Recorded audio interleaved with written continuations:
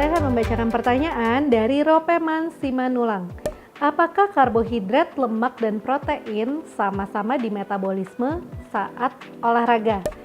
Nah, jadi kalau saat olahraga nih, yang pertama terjadi pembakaran di dalam tubuh kita. Tapi apa yang pertama dibakar? Yang pertama dibakar adalah karbohidrat. Oleh karena itu, karbohidrat sering dianggap sebagai sumber energi. Nah, berikutnya kalau kita olahraganya jangka panjang atau lebih dari 30 menit, baru akan terjadi pembakaran dari lemak.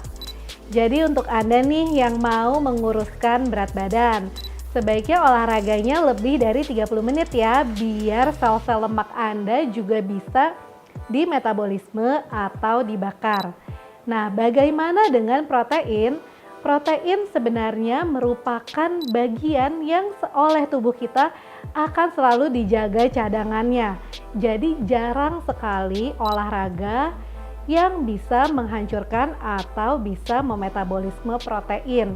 Kecuali kalau olahraga tersebut ekstrim seperti misalnya maraton lebih dari 10 kilo atau olahraga ekstrim lainnya seperti misalnya triathlon. Seperti itu. Nah, itu baru Anda harus menjaga-jaga nih, jangan sampai cadangan protein Anda habis dan menjadi tidak kuat nantinya untuk berolahraga. Berikutnya pertanyaan dari Niko Deo.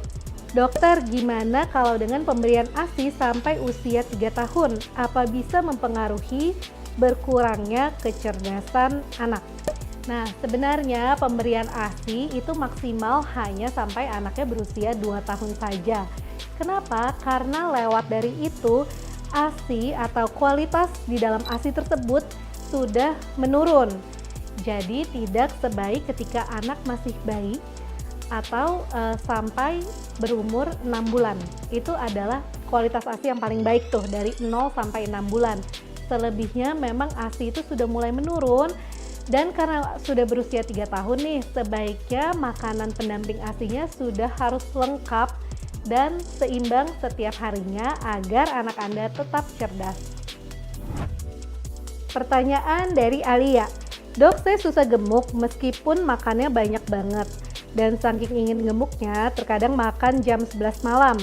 Itu kenapa ya dok? Apakah normal? Dan bagaimana orang seperti saya bisa gemuk? Nah, jadi bagi Anda nih yang susah untuk gemuk, sebenarnya harus dicari tahu dulu penyebabnya itu kenapa. Karena penyebabnya bisa macam-macam nih. Yang pertama memang bisa karena secara genetik. Lihat keluarganya kalau memang banyak yang kurus, mungkin memang secara genetik.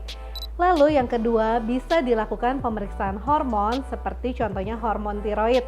Jika Anda memang hormon tiroidnya tinggi, biasanya jadi sulit untuk gemuk. Lalu dilihat dari cara makan nih.